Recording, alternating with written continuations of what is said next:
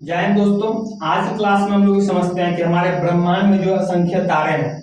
ये आपको यहाँ पर तारे ही तारे दिखाई दे रहे होंगे। ये तारों में जो है रोशनी कैसे आता है, ये तारे आखिरकार चमकते क्यों हैं, या फिर हमारा जो है सूर्य में जो है रोशनी कैसे आता है, ये सब को हम आज की क्लास में समझते हैं। तो ये सब समझने के लिए आप लोग जो अपने कुर्सी की पेटी को बांध लीजिए और समझने के लिए जो है तैयार हो जाइए। देखिए, सबसे पहले हम लोग समझते हैं तारा। देखिए, तारा की जो है दो परिभाषा होती है। कितनी परिभाषा होती है? दो परिभाषा। उसके पास अपना हीट होगा, उसके पास अपना लाइट होगा। अब स्वाभाविक बात है, जब किसी चीज में हीट होगा तो उसके पास जो लाइट रहेगा ही रहेगा। समझाने के तौर पर मैं आप सबको समझा सकता हूँ कि आप सभी के घर में जो है खाना बनाने के लिए जो है गैस चूल्हा होता ही होगा। जब उस चूल्हे को आप लोग बांटते होंगे तो उससे जो है फ्लेम निकलता होगा। तो फ्लेम से जो आपको हीट तो मिलता ही होगा, साथ में अगल बगल में थोड़ा ना थोड़ा बहुत रोशनी मिलता ही होगा। तो वही बात यहाँ पर अपने पास तारे के पास भी है। तारे की दो परिभाषा होती है। उसके पास अपना हीट होगा, उसके पास अपना लाइट होगा। एग्जाम्पल के तौर पर अपने हो गए सूरज देवता यानी कि सन। तो आप जब देखते होंगे जब सूरज सुबह निकलता है तो उससे जो हीट होता है, हीट निकलता है। उस हीट से जो हमको गर्माहट महसूस होता है और उसी हीट से जो हमारे पृथ्वी को जो है रोशनी मिलती है। ये समझ लिया हमने तारे के बारे में। हमारे ब्रह्मांड में लगभग जो है 25 मिलियन तारा है। कितना? 25 मिलियन तारा। 1 मिलियन में जो है 10 लाख होता है। तो आप लोग कैलकुलेशन करते रहिए कि 25 मिलियन इजिकल टू कितना लाख हो गया। और ये अपना जो मून है यानी अपना जो ये तारा चांद है, ये चांद जो है ये चांद तारा नहीं है। चांद जो है ये तारा नहीं है। तो अभी आप लोग कहिएगा कि क्या बकवास कर रहे हैं। अभी ऊपर आपने कहा कि भैया जिसके पास लाइट होगा उसको जो हम लोग तारा कहेंगे। तो ये चांद भी तो रात में चमकता ही है, ये भी तो लाइट देता है, रोशनी देता ही है। तो ये तारा क्यों नहीं होगा? ये तारा इसलिए नहीं होगा क्योंकि ये तारा जो चांद जो चमकता है ये किसी से उधार की रोशनी लेकर जो है दूसरे को चमकाता है। कहने का मतलब ये हो गया, ये भी जो है सूर्य के रोशनी से जो है चमकता है। अभी कैसे लेता है, कैसे चमकता है, उसको एक अलग टॉपिक है, उसमें समझाएंगे। यहाँ सिर्फ मैंने आपको तारे के बारे में बताया कि तारा की परिभाषा क्या होती है। अब आगे हम लोग समझते हैं कि तारों का जो है निर्माण कैसे होता है, ये तारे जो है बनते कैसे हैं। देखिए, कोई भी जो तारा है जो है ये एक प्रकार का गैस है, गैसों के फॉर्म से मिलकर बना है। जब ये गैस जो है आपको शुरुआती अवस्था में जो बिखरा बिखरा रहता है, छिद्र पुद्री का इधर बिखरा रहता है, तो इसको जो है विरल गैस कहा जाता है। क्या कहा जाता है? विरल गैस कहा जाता है। अब जब यही गैस जो है ग्रेविटेशनल फोर्स के कारण जब आपस में मिलने लगता है, जो ग्रेविटेशनल फोर्स लगता है, जब ग्रेविटेशनल फोर्स को खींच के जब आपस में मिलाता है तो इसको निहारिका कहा जाता है। क्या कहा जाता है? निहारिका। और जब यही निहारिका जो है ग्रेविटेशनल फोर्स के कारण जब पूरा मिल जाता है तो उसको कहा जाता है तारा। जब ये पूरा तभी बन जाता है, तारा बन जाता है।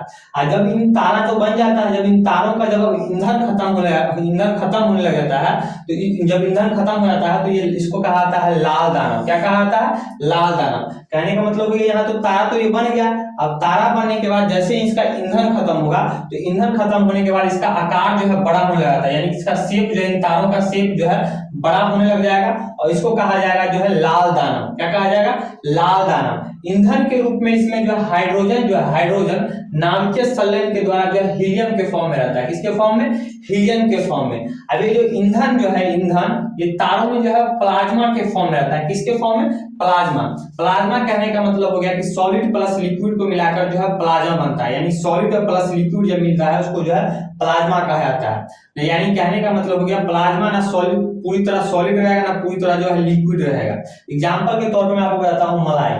आप सभी ने घर में जो कभी न कभी मलाई दूध में से निकाल के मलाई खाया होगा।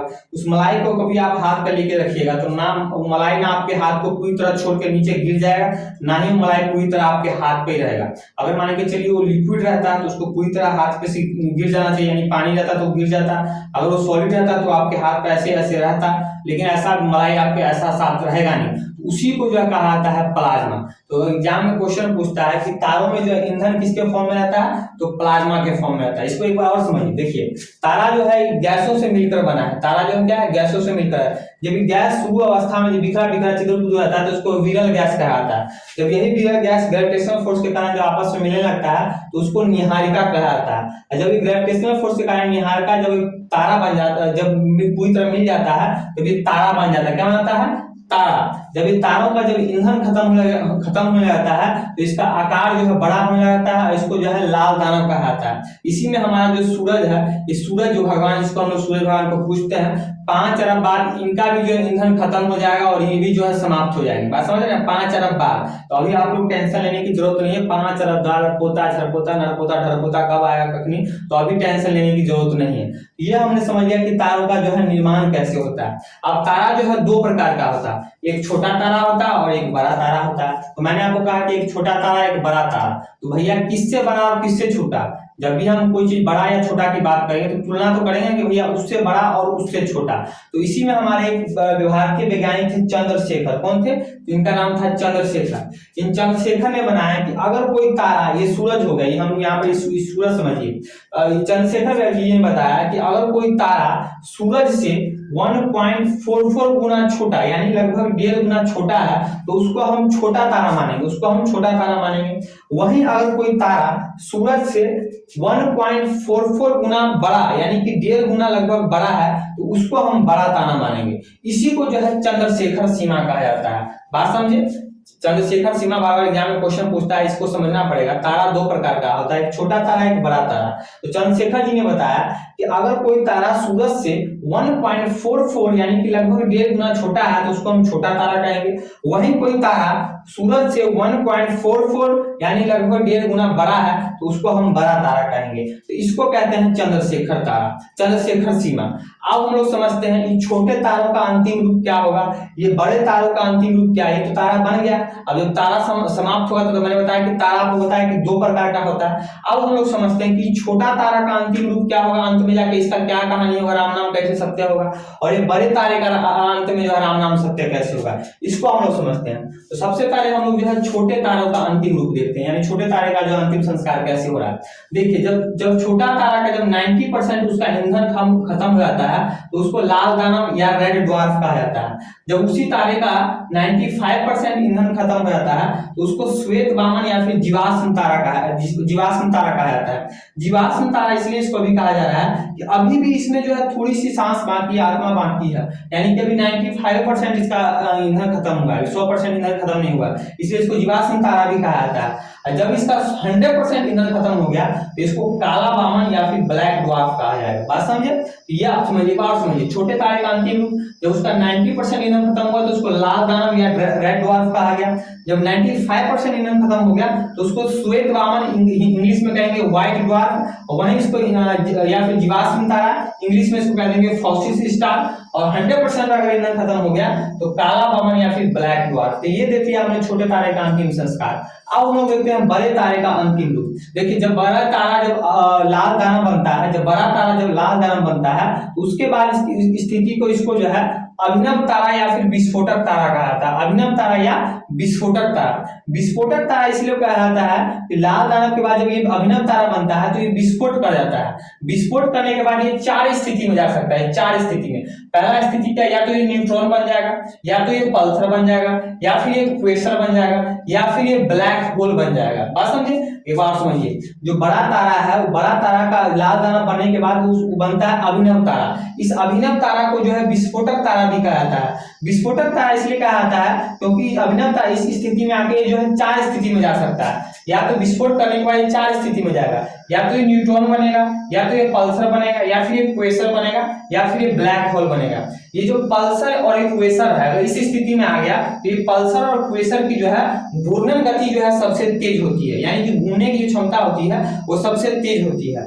ब्लैक होल कहने का मतलब ये हो गया, अगर कोई तारा विस्फोट करने के बाद ब्लैक होल बन गया तो ब्लैक होल इसलिए कहा जाता है कि इसकी जो आपको डेंसिटी यानी इसका घनत्व इतना ज्यादा होता है कि इसको कोई प्रकाश भी पार नहीं कर पाती है, कोई रोशनी इसको भी छेद नहीं पाती है, इसलिए इसको जो है ब्लैक होल कहा जाता है। डेंसिटी कहने का मतलब ये हो गया कि अगर कोई कागज, मान के चलिए कागज का टुकड़ा है, अभी अगर इसके हम घनत्व की बात करें, अगर इसके घनत्व की बात करें तो बहुत ही घनत्व कम है। इसे अगर हम मारेंगे, इसे अगर हम आपको मारते हैं ऐसे करके, आपको चोट नहीं लगेगा क्योंकि इसका डेंसिटी, इसका घनत्व भी कुछ नहीं है। लेकिन इसी कागज को ऐसे हम मोड़ मार दिए, ऐसे मोड़ मार दिए, अब इसका हम अगर डेंसिटी, अगर इसके घनत्व की बात करें, इससे अगर आपको निशान लगा के मारे तो आपको चोट लग जाएगा। चोट इसलिए लग जाएगा क्योंकि इसका डेंसिटी, इसका घनत्व घनत्व जो है बहुत ही बढ़ गया है। वही बात यहाँ पर भी होता है कि अभिनव तारा अगर विस्फोट करने के बाद ब्लैक होल बन गया तो बहुत ही खतरनाक होता है। दुनिया में सबसे ज्यादा डेंसिटी इसी ब्लैक होल के पास ही होता है। अगर ये ब्लैक होल गलती से भी अगर हमारी पृथ्वी से टकरा गया तो हमारी पूरी पृथ्वी को विनाश, हमारी पूरी पृथ्वी को जो है बर्बाद करके रख देगा। बात समझ गए? तो ये हो गया बड़े तारे का जो है अंतिम रूप। अब हम लोग समझते हैं कि तारों का रंग कैसे डिसाइड होता है कि कौन तारा जो है आपको व्हाइट होगा, कौन तारा श्वेत होगा, कौन तारा जो है ब्लू होगा। देखिए तारों का रंग जो है उसके पृष्ठ तापमान पर डिपेंड करता है। किसके?